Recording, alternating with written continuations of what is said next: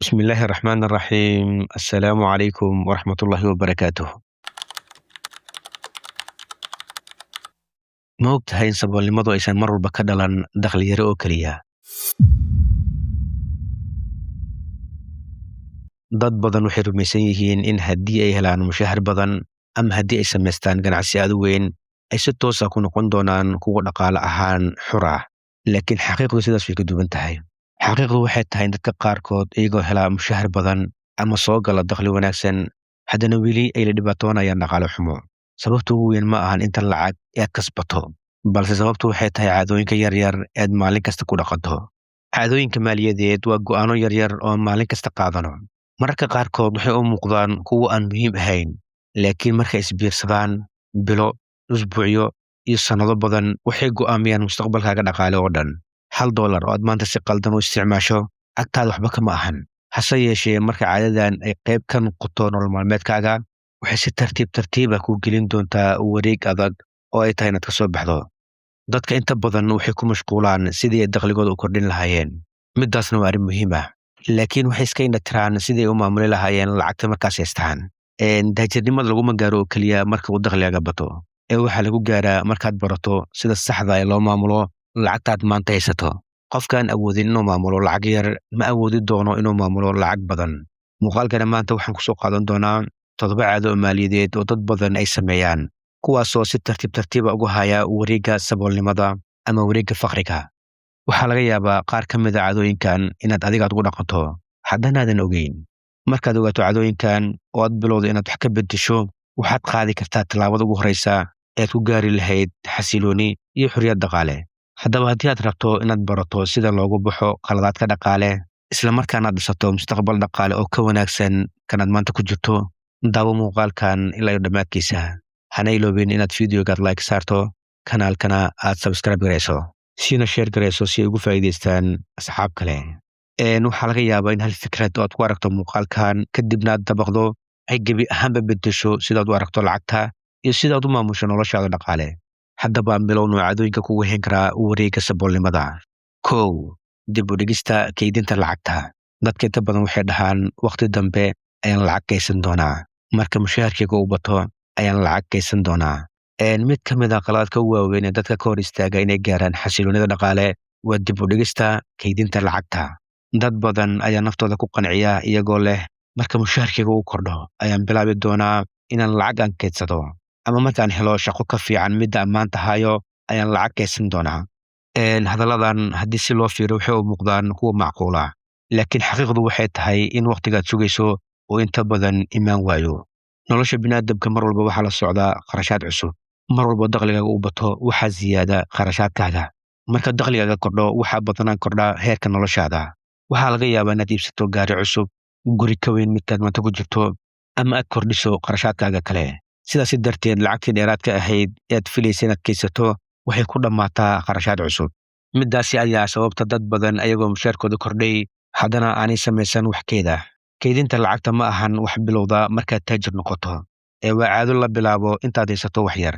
Qofka maanta aan awoodin inuu wax ka kaydsado dakhliga yar ee soo gala, beri marka dakhligiisa uu bato sidoo kale way ku adkaan doontaa inuu wax ka kaydsado. Sababta ma ahan dakhliga qofkaas soo gala, sababtu waxay tahay caadada qofkaas uu ku dhaqmo. Marka mushaharkaaga uu ku soo dhaco, intaadan wax kale ka bixin marka hore lacag ka kaydso. Tusaale ahaan, markaad soo qaadato mushaharkaaga marka ugu horreysa 5% ama 10% si toos ah kayd ugu dhig ka hor intaadan bixin lacag kale. Markaad bil kasta sidaas aad samayso, kaydinta waxay kuu noqon doontaa caado aad si joogta u samayso. Waxaa muhiim ah inaad fahanto in lacagta yar ee aad si joogtada u kaydiso ay ka qiimo badan tahay lacag badan oo aan wax keeda laga dhigan. Haddii aad bil kasta lacag yar si joogta u kaydiso, sanado yar gudahooda waxaad haysan doontaa lacag kaa caawisa xaaladaha degdega, lacag aad ku bilaabi karto ganacsi, ama lacag aad ku samaysan karto maalgashi ku abuura dakhli dheeraad ah. Waxaa jirta orax caan ah oo dhahaysa ha kaydin waxa ka soo hara dakhligaaga markaad kharash garayso, balse marka hore lacag kaydi kadibna kharash garay inta kuu soo hartay. Taasi waxayna baraysaa in kaydintu aysan ahayn waxa ugu dambeeya la sameeyo, balse ay tahay mudnaanta koowaad qof kastoo raba inuu horumar dhaqaale gaaro. Ugu dambeyn, ha sugin maalinta dakhli badan heli doonto si aad u bilowdo kaydinta. Bilow maanta xitaa haddii aad haysato lacag yar. Lacagtaas yar waxay kuu noqon kartaa tallaabada ugu horreysa ee kuu horseeda mustaqbal dhaqaale oo wanaagsan. Mar walba xusuusnow oo maskaxda aysan ka bixin muhiimaddu ma ahan inta lacag aad shaqayso ama inta lacag ku soo gasha bil walba. Muhiimaddu waxay tahay inta lacag aad kaysato ood u dhigato mustaqbalkaaga. Labo, inaadan samaysan miisaaniyad bil ah. Mid ka mid ah caadooyinka ugu badan ee dadka ku keena dhibaatooyinka dhaqaale waa inay lacagtooda bixiyaan iyagoo aan lahayn wax qorshe ah. Dadka inta badan markay mushaarka helaan waxay bilaabaan inay wax walba iibsadaan, lacagtooda ku kharash gareeyaan waxyaabo aysan hore u qorsheen. Marka bishay dhex maraysana waxay isweydiiyaan lacagtooda meesha ay martay. Su'aashan waxay caddeen u tahay inay lacagtooda isticmaaleen iyagoo aan lahayn wax qorshe ah. Waxaa jirta horaa caan ah oo dhahaysa, haddii adiga aadan qorsheyn lacagtaada iyadaa qorsheyn doonto noloshaada. Taasi micnaheedu waxay tahay haddii adiga aadan qorsheyn lacagtaada meeshay ku baxayso, waxaad lacagtaada ku bixin doontaa meel aadan ogeyn. Miisaaniyadda waa qorshe ku tilmaami doona sidaad u qaybin lahayd dakhligaaga. Miisaaniyadda waxay kaa caawinaysaa inaad ogaato intaad ku bixiso kirada, cuntada, gaadiidka, biilasha, barashada, kaydka iyo xitaa madadaalada. Markaad hore u qorshayso qayb kasta oo lacagtaada ka mid ah, waxaad si fiican u maamuli kartaa dakhliga ku soo gala. Waxaadna yareyn kartaa kharashaadka lama filaanka ah. Dadka inta badan waxay u maleeyaan in miisaaniyadda ay tahay wax adag ama wax loogu talagalay dadka dhaqaalahoodu badan yahay oo keliya. Laakiin xaqiiqdu waxay tahay in qof walba bini'aadam uu u baahan yahay miisaaniyad. Ha ahaado qof dakhligiisa uu yar yahay ama qof dakhligiisa uu badan yahay. Markaan si gaar ah u dul istaago pointigan, aniga ahaan waxaan dhihi lahaa qofka dakhligiisa uu yar yahay ayaa u baahan qorshe dhaqaale marka loo eego qofka dakhligiisa uu badan yahay.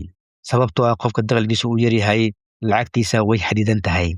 Sidaas darteed qofka dhaqaalaha yar hela waa inuu si xikmad leh u qorsheeyo dhaqaalihiisa si uusan ugu baahan mustaqbalka deyn. Qorsheynta saxda ah ee dakhligaaga waxay kaa caawin kartaa inaad ka faa'iidaysato lacagta aad haysato. Markaad samaysato miisaaniyad bil ah, waxaad si cad u arki doontaa meesha lacagtaada ku baxayso. Waxaa laga yaabaa inaad ogaato in lacag badan aad ku bixiso waxyaabo aan daruuri ahayn. Markaad arrinkaas ogaatana waxaad awood u yeelanaysaa inaad yarayso kharashaadkaaga, lacagta kaa soo hartana aad u wareejiso kayd ama maalgashi. Miisaaniyadda sidoo kale waxay kaa ilaalinaysaa inaad ku noolaato nolol welwel joogta ah. Qofka qorshaha hadle wuxuu ogyahay inta bisha soo gasha, inta uu bixiyo iyo inta u soo harta. Taasina waxay ka dhigaysaa inuu si kalsooni leh u maareeyo dhaqaalihiisa, halkii uu ku noolaan lahaa isagoo ka baqaya in lacagta ay ka dhammaato ka hor dhammaadka bisha. Waxaa muhiim ah inaad xusuusato in miisaaniyaddu aysan ahayn xayiraad kaa hor istaagaysa inaad noloshaada ku raaxaysato. Taa beddelkeeda, miisaaniyadda waa qalab kaa caawiya inaad si caqli leh u maamusho lacagtaada si aad u gaarto yoolkaaga dhaqaale adigoo aan gelin dhibaatooyin aan loo baahnayn. Ugu dambeyn, haddii aad rabto inaad gacanta ku dhigto dhaqaalahaaga, waa inaad bil kasta samaysataa miisaaniyad, xitaa haddii ay tahay mid fudud. Qofka qorsheeya lacagtiisa ayaa maamuli kara mustaqbalkiisa, halka qofka aan qorsheyn lacagtiisa uu inta badan la yaabi doono meesha ay martay lacagtiisa. 3, iibsashada waxyaabaha aan muhiimka ahayn ka hor baahiyaha muhiimka ah. Mid ka mid ah khaladaadka ugu waaweyn dadka inta badan ka hor istaaga inay gaaraan horumar dhaqaale waa inay mudnaanta koowaad siiyaan waxyaabaha ay jecel yihiin, balse aysan baahi badan u qabin. Halkii ay mudnaanta siin lahaayeen waxyaabo ay dhab ahaan u baahan yihiin. Waxaa dhacda in qofka uu helo mushahar ama dakhli, balse halkii uu marka hore dabooli lahaa baahiyaha aasaasiga ah noloshiisa, uu si degdeg ah lacag ugu bixiyo alaabo uu dadka kale agtooda ugu muuqan karo inuu ku nool yahay nolol wanaagsan. Marmarka qaar qofku wuxuu qaataa dayn si uu iibsado waxyaabo aan muhiim ahayn, halka uu ku dhibaatoonayo bixinta kirada guriga, cuntada qoyska, biilasha, ama gebi ahaanba uusan lahayn wax lacag oo uu xaaladaha degdega ugu talagalay. Tani waxay qofka noloshiisa gelin kartaa cadaadis dhaqaale. Waxaa muhiim ah in la fahmo farqiga u dhexeeya baahida iyo rabitaanka. Baahida waa wax nolosha aan sina loogu maarmin, sida hoyga, caafimaadka, waxbarashada, cunada, kirada, iyo sidoo kale keed dhaqaale oo ku caawin kara markay kugu timaado xaalad lama filaan ah. Rabitaankana waa wax nolosha qurxiya, laakiin aan daruuri ahayn. Micnaha waa wax la iska dhaafi karo, sida adigoo mobile wanaagsan haysta inaad iibsato mobile kale oo cusub oo sanadkaas soo baxay si aad u soo jiidato dadka kale. Dhibaatada ugu weyn waxay imaadaa markaad rabitaankaaga ka hormariso baahidaada. Markaasi qofka wuxuu u muuqan karaa inuu nolol wanaagsan ku jiro, laakiin gudaha xaaladiisa dhaqaale waxaa ka buuxa dayn, welwel iyo lacag yari. Dadka inta badan waxay ku dhacaan qaladkan sababtoo ah waxay isbarbar dhigaan dadka kale. Waxay arkaan qof wata gaari cusub, kadibna waxay dareemaan inay iyagan u baahan yihiin ama qasab ku tahay inay la tartamaan oo ay qaataan gaari la mid ah. Laakiin kuma xisaabtamaan in qofkaas uu ka dakhli badan yahay ama xitaa isagaba deyn dhexda ugu jiro. Dhaqaalaha wanaagsan laguma dhiso muuqaal qurux badan, balse waxaa lagu dhisaa go'aan sax ah oo joogto ah. Qofka caqliga dhaqaalaha leh ma weydiiyo naftiisa maxaan maanta iibsan karaa, ee wuxuu weydiiyaa waxa maanta iibsaday birito maxay ii tari karaan ama mustaqbalka lacag ma ka samayn karaa. kahor intaadan wax iibsan isweydii su'aalahan: waxaan iibsanayo baahi dhab ah maan u qabaa? Haddii aanan iibsan, dhibaato ma iga imaan kartaa? Lacagta ma ku bixin karaa wax iga faa'iido badan shaygan aan rabo inaan iibsado? Iibsiga shaygan ma horumarinaya noloshayda, mise waa rabitaan ku meel gaar ah? Ma leeyahay keed igu filan haddii xaaladda degdeg ay igu imaado, ama waxaan kiisada lacagtan? Haddii jawaabaha su'aalahan muujinayaan inuusan shaygan muhiim ahayn, waxaa wanaagsan inaad dib u dhigato iibsigiisa. Inta badan marka waqti la sugo, rabitaanka degdega wuu yaraadaa, lacagtana waxay kuu noqotaa mid safe ah oo adiga kuu soo hartay. Qofka marka hore mudnaanta siiya baahiyaha muhiimka ah wuxuu si tartiib tartiiba u dhistaa nolol dhaqaale wanaagsan, wuxuuna samaystaa kayd, wuxuuna maalgashtaa naftiisa iyo mustaqbalkiisa. Waxaad ogaataa in guusha dhaqaale aysan ahayn inaad dadka kala tusiso waxaad iibsan karto maanta. Guusha dhaqaalaha ee dhabta ah waa inaad dhisto nolol dhaqaale oo xasiloon, taasoo kuu oggolaanaysa inaad berito si xor ah u dooran karto waxaad rabto, adigoo aan ku tiirsaneyn deyn ama cadaadis dhaqaale. Sidaas darteed, marka hore dhiso saldhig dhaqaale oo adag. Kadib marka dakhligaaga uu kordho, keydkaaga uu siyaado, naftaada ku abaalmari waxyaabaha ay jeceshahay. 4. Inaad iska fududaysato lacagaha yaryar. Mid ka mid ah khaladaadka ugu badan ee dadka ka hor istaaga nolol dhaqaale oo wanaagsan waa inay iska indhatiraan lacagaha yaryar ee sida fudud ay ku bixiyaan. Dad badan ayaa dhaha $1 ama $2 waxba ma ahan. Hadalkaas wuxuu u muuqan karaa mid sax ah marka bixinta ay noqoto hal mar oo keliya, laakiin marka lacagtaas yaryar ay noqoto kuwa maalin kasta la bixiyo, waxay isu beddelaan lacag aad u badan oo qofka xitaa uusan dareemin siday ku baxeen. Dhaqaalaha qofka ma ku burburo hal maalin gudaheed, mana ku dhismo hal maalin gudaheed. Dhaqaalaha wuxuu ku dhismaa ama uu ku burburaa go'aano yaryar oo qofka qaato maalin kasta si joogto ah. $1 oo aad maanta bixiso, $2 oo aad beri bixiso, $5 oo aad maalinta xitaa bixiso, dhammaantooda marka la isku geeyo waxay noqon karaan lacag aad u badan. Aan tusaale fudud soo qaadano: haddii aad maalin kasta ku bixiso $2 waxaan muhiim ku ahayn, toddobaadkii waxaad bixisay $14, bishii qiyaastii waxaad bixisay $60, sanadkiina waxaad bixisay ku dhowaad $720. runtii waa lacag badan. Haddii lacagtaas la keedin lahaa ama meel faa'iido leh lagu maalgelin lahaa, waxay wax badan ka bedeli lahayd xaaladaada dhaqaale. Dadka intooda badan ma dareemaan qarashaadka yaryar sababtoo ah hal mar ma wada bixiyaan, oo waxay u bixiyaan si tartiib tartiib ah, taasoo ka dhigaysa midaan u muuqan wax muhiim ah. Laakiin marka dhammaadka bisha la gaaro, qofku wuxuu isweydiiyaa, xaggee ayay lacagtan ku baxday? Jawaabta badanaa waxay noqotaa qarashaadka yaryaraa ee aan la xisaabin. Waxaa muhiim ah inaad ogaato in lacag kasta ay leedahay qiimo, xitaa haddii ay tahay 1 senti. Qofka raba inuu gaaro xorriyad dhaqaale ma yeesho lacag yar. Wuxuu ogyahay in lacag kasta ay tahay qayb ka mid ah hantidiisa, isla markaana ay mudan tahay in si wanaagsan loo maamulo. Tani micnaheeda ma ahan inaad ka baqdo inaad wax iibsato ama aad naftaada ka reebto wax kastoo ay jeceshahay. Tani waxaa loola jeedaa inaad ogaato meesha lacagtaada ku bixayso, isla markaana aad iska ilaaliso qarashaadkan wax faa'iido ah ku lahayn. Mid ka mid ah hababka ugu wanaagsan ee lagu xakameyn karo qarashaadka yaryar waa inaad qorato dhammaan lacagaha aad bixiso, xitaa haddii ay yihiin $1 iyo wax ka yar. Markaad muddo bilaad diiwaan geliso qarashaadkaaga, waxaad si cad u arki doontaa meelaha lacagtaada sidaan loo baahnayn ugu baxday. Markaas waxaad awood u yeelan doontaa inaad go'aano wanaagsan ka qaadato lacagahaas maalayacniga ku baxay. Markaad caadaysato inaad si taxaddar leh u maamusho lacagaha yaryar, waxaad sidoo kale baranaysaa sida loo maamulo lacagaha waaweyn. Qofka sida wanaagsan u ilaaliya $1 ayaa inta badan si wanaagsan u ilaaliya $1,000 iyo ka badan, sababtoo wuxuu ogyahay qiimaha lacagta. Mar walba maskaxdaada ku hay in hodantinimada aysan ka bilaaban lacag badan oo aad hal mar aad hesho, balse ay ka bilaabato ixtiraamka lacag kasta oo gacantaada soo gasha, ha yaraato ama ha badnaato. Dad badan oo maanta hanti leh, hantidaas hal maalin ma ku yeelan, balse waxay ku yeesheen iyagoo muddo sannado ah si wanaagsan u maamulay lacagaha soo gala. Xakamaynta qarashaadka yaryar waa tallaabo yar oo maanta la qaado, laakiin waxay yeelan kartaa saameyn aad u weyn mustaqbalka. Lacag kastood maanta seefgarayso ama aad keedsato waxay kuu noqon kartaa fursad beri kuu furtaa albaabo dhaqaale. Mar walba xusuusnow, muhiimaddu ma ahan inta lacag aad hesho ama aad haysato, balse muhiimaddu waxay tahay sidaad u maamusho lacag kastoo ku soo gasha. Markaad qiimayso lacagaha yaryar, waxaad dhisi doontaa caadooyin ku horseedi doona xasilooni dhaqaale, kayd, iyo horumar dhaqaale oo waara. 5. Ku tiirsanaanta deynta. Mid ka mid ah khaladaadka ugu waaweyn ee dadka dib u dhiga horumarkooda dhaqaale waa ku tiirsanaanta deynta.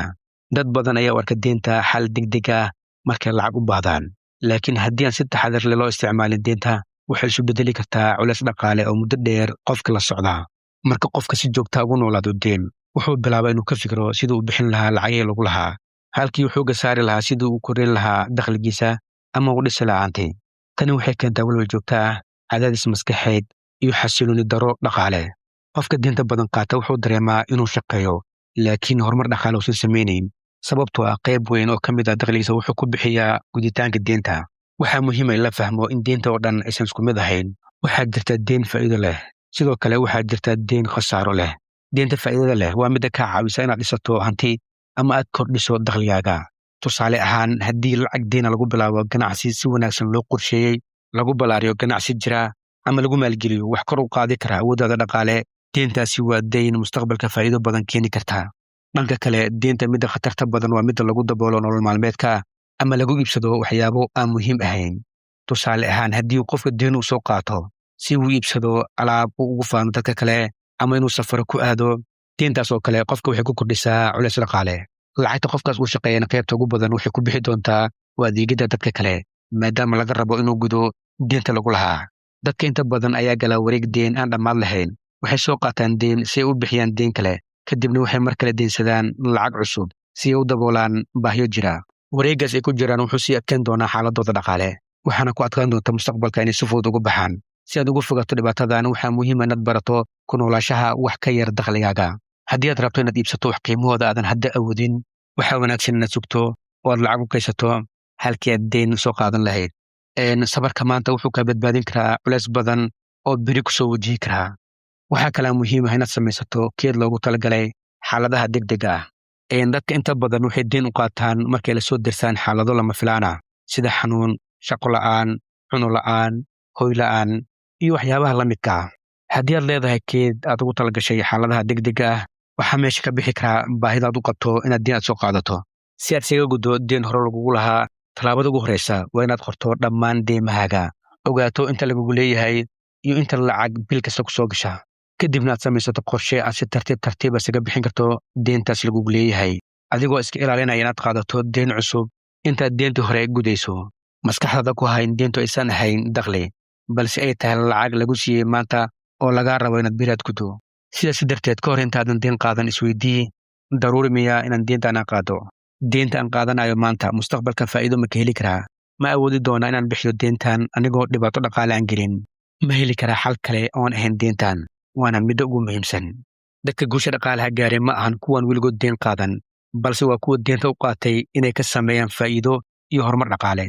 Mar walba xusuusnow, deynta waxay ku noqon kartaa qalab faa'iido leh haddii aad si sax u adeegsato, laakiin haddii aad si qaldan u adeegsato waxay kaa hor istaagi kartaa inaad gaarto nolol dhaqaale wanaagsan. 6. Inaadan lahayn hadaf dhaqaale oo cad.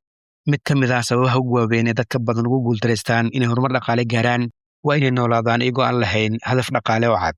Way shaqeeyaan, dakhli ayay helaan, lacag ayaa soo gasha, balse ma lahan qorshe qeexaya meesha ay rabaan inay gaaraan 5 sano ama 10 sano kadib.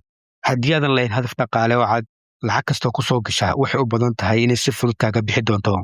Lacagtaada waxay raacdaa qorshe aad u dejiso. Haddii uusan qorshe jirin, qarashaadka iyo rabitaanka degdega ah ayaa go'aamiya halka lacagtaada ku bixiso. Bal ka fikir qof rabaa inuu safar galo, haddana aan aqoon u lahayn meesha uu socdo. Wuxuu raaci karaa gaari kasta, jid kasta ayuu mari karaa, laakiin ugu dambeyn meelna ma gaari doono. Sidaas oo kale, qof rabaa inuu hanti yeesho, haddana aan lahayn hadaf dhaqaale, ma yeelan karo wax hanti ah. Hadafka saxda ah wuxuu ku siin karaa jiho, dhiirigelin, iyo sabab aad u ilaaliso lacagtaada. Markaad og tahay waxaad lacagtaada u kaydsanayso, way kuu fududaanaysaa inaad iska ilaaliso kharashaadkan muhiimka ahayn. Hadafyada dhaqaale waxay noqon karaan kuwo kala duwan, iyagoo ku xirnaan doonto xaaladda qofka. Tusaale ahaan, qofka raba inuu samaysto keed degdeg ah oo ka caawiya xaaladaha lama filaanka ah sida xanuun, shaqo la'aan, iyo waxyaabaha la midka ah, wuxuu samaysan karaa qorshe la jaan qaadi kara xaaladda uu rabo ama xaaladdaas uu markaas ku jiro. Haddii hadafkaagu uu yahay inaad 2 sano gudahood aad ku bilowdo ganacsi, waxaad dooran kartaa inaad lacagtaada adkaysato si aad ugu samaysato ganacsi. Haddii hadafkaagu uu yahay inaad maalgashi aad samaysato, waxaad mudnaanta koowaad siin doontaa inaad lacagtaada qayb ka mid ah aad kaysato si aad maalgashi ugu samaysato halkii lacagaaga oo dhan aad kharash gareyn lahayd. Si hadafkaagu uu noqdo mid la gaari karo, waa inuu noqdaa mid cad oo la cabiri karo. Halkii aad ka dhihi lahayd waxaan rabaa inaan lacag badan aan yeesho, waxaa ka wanaagsan inaad dhahdo waxaan rabaa inaan bil kasta aan kaydsado $100, ama waxaan rabaa inaan sanad ka soo socdaan bilaabo ganacsi yar. Marka hadafku cad yahay, waxaa fududaanaysa inaad samaysato qorshe aad ku gaari karto hadafkaas. Waxaa kalaa muhiim ah inaad u kala qaybiso hadafyadaada tallaabooyin yaryar. Haddii hadafku uu yahay mid aad u weyn, ha isku dayin inaad hal mar aad wada gaarto. samayso qorshe bilaah ama toddobaadle ah. Tusaale ahaan, haddii aad rabto inaad kaysato $1,200 sanad gudihiisa, waxaad u baahan tahay inaad kaysato qiyaastii $100 bil walba. Marka hadafka loo qaybiyo qaybo yaryar, wuxuu noqdaa mid sahlan oo si fudud lagu gaari karo. Waxaa dhici karta in mararka qaar ay ku soo wajahaan caqabado ama qarashaad lama filaan ah oo dib kuu dhiga. Taasi micnaheeda ma ahan inaad ka harto hadafkaaga. Guusha dhaqaale waxaa gaara dadka sii wada dadaalka xitaa marka ay la kulmaan dhibaatooyin. Waxa ugu muhiimsan waa inaad dib ugu soo noqoto mar walba qorshahaaga, sidoo kale dib aad u eegto hadafyadaada waqti walba. Marka dhaqaalahaaga uu kordho ama xaaladaada dhaqaale isbedesho, waxaa laga yaabaa inaad dejisato hadafyo cusub. Waxaa muhiim ah in qorshaha dhaqaaleed dejisatay inuu la jaan qaadi karo isbedelada nolosha ka dhaca. 7. Isbarbardhigga naftaada dadka kale. Mid ka mid ah qaladaadka ugu waaweyn ee dhaawaca u geysta dhaqaalaha qofka waa inuu si joogta isku barbardhigo dadka kale. Maanta gaar ahaan xilligan ay dadka aad ugu badan yihiin baraha bulshada, waxa aad u fudud inaad aragto dad soo bandhigaya iyagoo safare aadaya, iyagoo xaflado waaliya dhiganaya, iyagoo muujinaya inay ku jiraan nolol dhaqaale ahaan aad u heersaraysa. Marka qofka maalin kasta waa ka muuqaaladaas, waxaa laga yaabaa inuu dareemo in noloshiisa ay dambeyso. Dareenkaas ayaa ku rixi kara inuu bilaabo tartan uusan awoodin, isagoo isku daya inuu la mid noqdo dadka kale, xitaa haddii xaaladiisa dhaqaale aysan u saamaxayn. Laakiin waxaa muhiim ah in la fahmo hal xaqiiqo: wax kastood ku aragto baraha bulshada ma ahan sabirka dhabta ah ee nolosha qofka. Dadka badankood waxay muujiyaan waqtiyada ugu quruxda badan ee noloshooda, laakiin ma muujiyaan dhibaatooyinka la kulmaan, deymaha lagu leeyahay, ama caqabadaha dhaqaale ee soo wajaha. Waxaa laga yaabaa inaad aragto qof wata gaari qaali ah, laakiin ma ogid in gaarigaas uu ku soo qaatay deyn iyo in kale. Waxaa laga yaabaa inaad aragto qof safaro badan gala, laakiin ma ogid inuu sanado badan lacag u kaysanayay si uu safaradaas u geli lahaa. Sidaas darteed, isku dayga inaad la tartanto qof aadan garanayn xaaladiisa dhabta ee dhaqaale waa go'aan aan caqli ku dhisnayn. Marka qofka uu ku noolaado isbarbardhigga joogtada ah ee dadka kale, wuxuu bilaabaa inuu lacag ku bixiyo waxyaabo uusan u baahnayn. Wuxuu soo qaataa deyn si uu dadka kale ugu muujiyo inuu hanti leeyahay. Arrimaha noocaas ma kordhiyaan hanti ee waxay keenaan culays dhaqaale iyo deymo. Qofka deyn soo qaata oo safar ku aada ama ku iibsada waxyaabo qaali ah si uu dareensiyo dadka kale inuu hanti haysto, kor marka laga fiiriyo qofkaas wuxuu u muuqan karaa mid taajir ah, laakiin sida dhabtaa wuxuu ku noolaadaa nolol dhaqaale ahaan aad u liidata. Waxaa muhiim ah inaad fahanto in qof walba uu leeyahay dakhli u gaar ah iyo mas'uuliyado u gaar ah. Isbarbardhigga naftaada iyo dadka kale waxay social media soo dhigaan ma ahan mid cadaalad ah, sababtoo ah noloshaada waxaad barbardhigaysaa muuqaalo yar oo xitaa laga yaabo inaysan xaqiiqo ahayn. Sidaa darteed, halkeed naftaada tartan aad la gelin lahayd dadka kale naftooda, waxaad samaysaa naftaada shalay la tartansiiyey midda maanta. Isweydii, sanadkii hore iyo sanadkan maxaa farqi oo i dhexeeya? Maxaa nafteeda ku soo siyaadiyey? Aqoon miyaan siyaadsaday? Xirfad cusub ma bartay? Kaydkayga ma kordhay? Deymahayga ma yaraadeen? Ma maalgashi ayaan bilaabay ama ganacsi? Su'aalahan ayaa kaa caawin kara inaad cabirto horumarkaaga dhabta ee dhaqaale. Guusha dhaqaale waa inaad hesho nolol dhaqaale oo degan. Aad bixiso waajibaadka lagugu leeyahay adigoo aan dareemin ama aan qabin wax walwala. Aad yeelato kayd kaa caawin kara xaaladaha degdega ah. Aad dhisato maalgashi mustaqbalkaaga faa'iido u leh, isla markaana ka fogaato deynta aan loo baahnayn. Dadka ugu caqliga badan dhanka dhaqaalaha kuma mashquulaan inay dadka kale tusiyaan wax ay haystaan, balse waxay ku mashquulaan inay hantidooda si tartiib tartiiba u dhistaan. Waxay og yihiin in hantida dhabta aysan ku jirin muuqaalka bannaanka ah ee shakhsiga, balse ay ku jirto in shakhsiga uu dareemo xasilooni iyo xorriyad dhaqaale. Mid ka mid ah hababka ugu wanaagsan ee lagu fogaan karo isbarbardhigga dadka kale waa inaad diiradda saarto hadafyadaada gaarka ku ah. Markaad leedahay qorshe cad oo aad rabto inaad gaarto, waxaad yareynaysaa rabitaanka ah in dadka kale aad la tartanto. Sidoo kale waxaa wanaagsan inaad yarayso waxyaabaha kugu abuuri kara inaad dareento la tartanka dadka kale. Halkii aad saacado badan daawan lahayd nolosha dadka kale, waqtigaas waxaad gelisaa barashada xirfado cusub, akhrinta buugaag cusub, ama qorsheynta mustaqbalkaaga. 7 caado waxay u muuqan karaan kuwa yaryar, laakiin markaad muddo dheer ku celceliso waxay ku ciyaari karaan mustaqbalkaaga dhaqaale, waxayna ku gelin karaan wareegga faqriga. Laakiin arrinka wanaagsan ayaa ah in caadooyinkaas la bedeli karo haddii qofka ay ka go'an tahay. Bilow maanta inaad si joogta lacag aad u geysato, samayso miisaaniyad bille ah, mudnaanta koowaad sii baahiyahaaga muhiimka ah, yaray kharashaadka aan loo baahnayn, ka fogow deynta aan daruuriga ahayn, dejiso yool dhaqaale oo cad, hana isbarbardhigin dadka kale. Isbedelada yaryar aad maanta samayso ayaa muddo kadib ku horseedi karaa xasilooni iyo xorriyad dhaqaale. Mawduucina maanta intaan ayaan ku soo gebgabaynaynaa. Waxaan rajaynayaa inaad ka faa'iidaysateen intii mawduuc kale. Salaamu calaykum waraxmatullaahi wabarakaatuh.